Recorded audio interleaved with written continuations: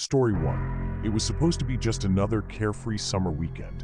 The kind where the sky stays bright until late, the air carries the scent of pine and lake water, and laughter echoes through the trees.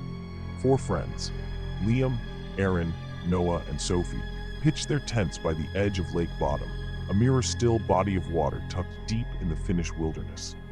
They were young, barely past 16, and full of the invincible confidence that only summer can bring. The sun dipped slowly behind the tree line, casting long shadows across the camp. They shared stories, roasted marshmallows, and made plans for the next morning. But the lake had plans of its own. As night settled and the forest hushed, something else awakened, something that would turn that peaceful clearing into one of the darkest unsolved mysteries in Nordic history. By sunrise, the calm had shattered. A pair of local fishermen, rowing silently across the lake's glassy surface, spotted the collapsed tents in the distance. At first, they thought the group was still asleep, exhausted from the previous day. But as they approached the shore, their boat slowed. The air felt wrong, heavy, almost frozen in place. What they found was beyond anything they could comprehend. The campsite was in ruins, the tent torn open from the outside, and three of the teenagers gone in silence. Not into the forest, not into the lake, but into stillness. Liam, Aaron, and Sophie were found lifeless, their belongings scattered as if tossed in chaos. Only Noah was alive, barely, lying near the tent, injured and dazed, his expression blank like a broken mirror. When asked what happened, he whispered something they could barely understand. "I didn't see his face." The investigation made headlines across the entire country. Authorities combed through every inch of the area, tracking footprints, measuring tent tiers, analyzing timelines. But nothing added up. No suspects were ever caught. No motive was found. And Noah, the only surviving piece of the puzzle, never fully recovered his memory. Over the years, theories multiplied. Some said it was a traveler who wandered off the beaten path with a darkness inside. Others believed it was someone from a nearby village who knew the terrain too well. But there were whispers of something else too. Something older than any suspect list. Locals began to avoid the lake, even during the hottest days of summer. They said the silence there was too complete, the water too calm. That if you listened closely on windless nights, you could still hear a zipper slowly sliding open, and a single panicked breath that never got the chance to scream. And so Lake Bottom remains, quiet, untouched, and watching. A place where summer meets shadow, and the trees still remember. Every year someone new tries to camp near the edge, and every year they leave before the second night. Because there's something unnatural about a place that doesn't echo laughter anymore. Something in the air. Something waiting. Story 2. The summer of 1977 baked New York in waves of suffocating heat.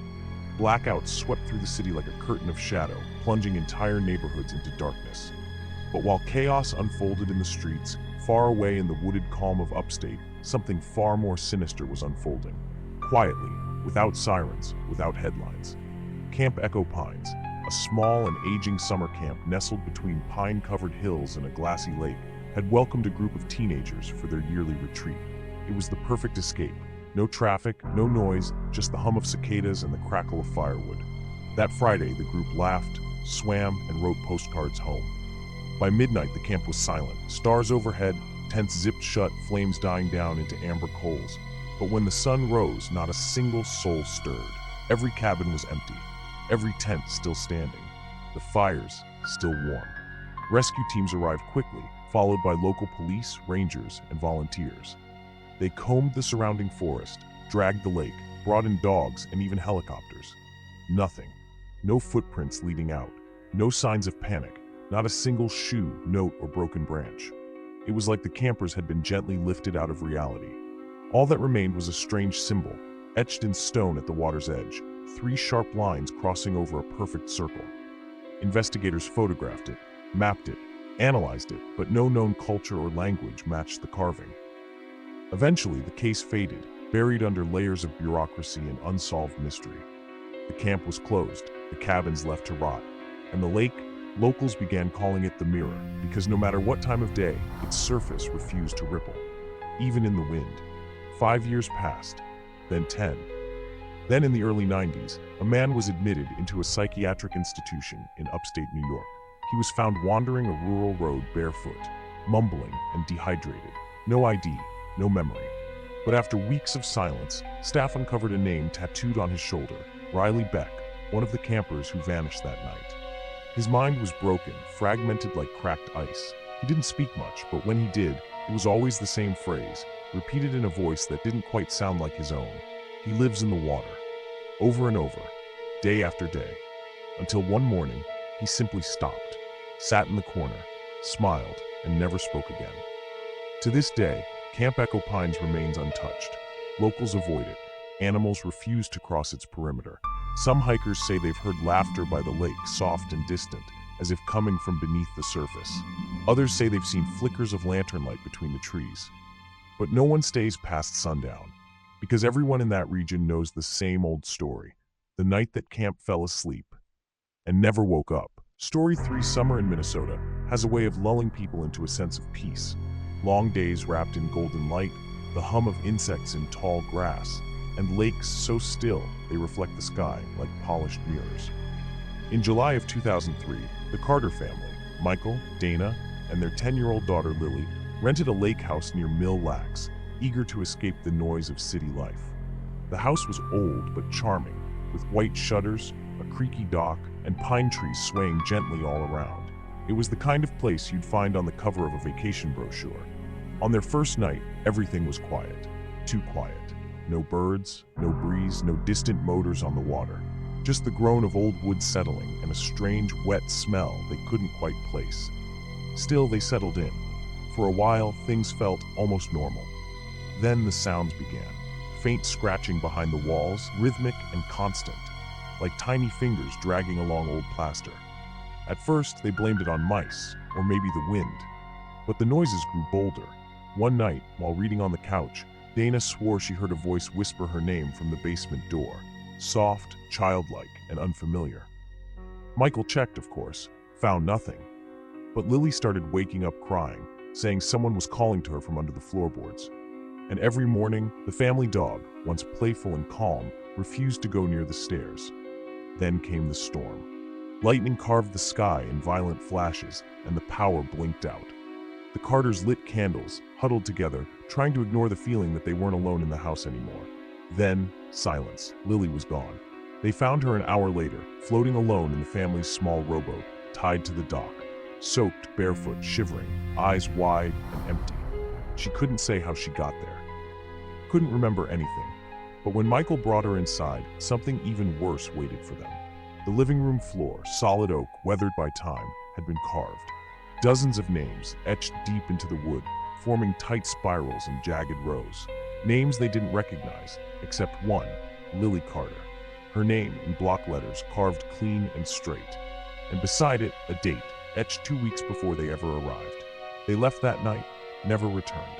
Authorities found no evidence of forced entry, no footprints, no sign of trespassers.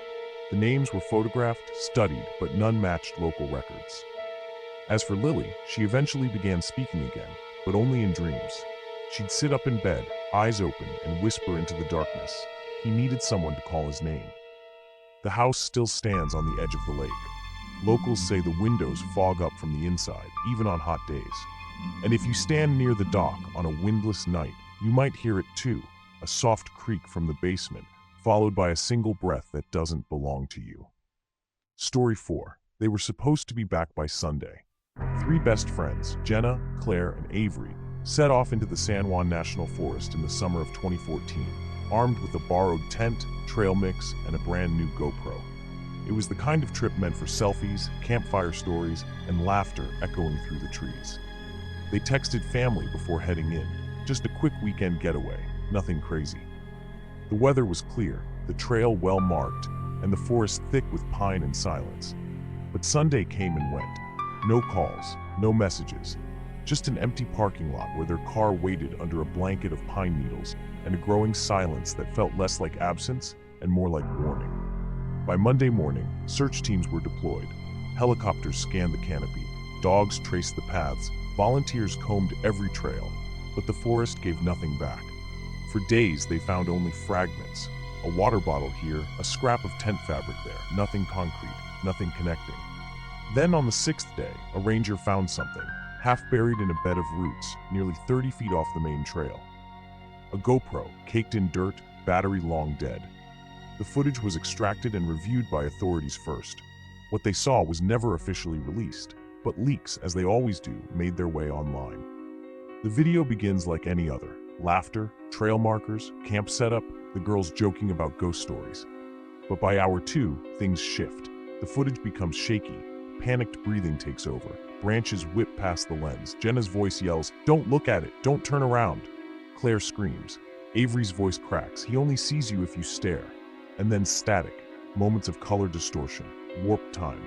The camera spins wildly, and in the final frame, barely visible, 3 shapes vanish into the trees, and a male voice whispers from somewhere impossibly close, "Now we are 4." What haunts investigators the most is what followed. The footage, once shared, seemed to invite more than just curiosity. One of the volunteers who watched the video claimed he started seeing a tall figure in the woods behind his home. Another refused to return to the forest ever again, claiming dreams where voices repeated the same warning, "Don't turn around." Officially, the case remains unsolved. No tracks, no sightings, no remains. Just a warning passed from mouth to mouth in towns near the forest. If you're hiking San Juan and you hear someone whisper your name, don't respond, don't look, just walk. Fast.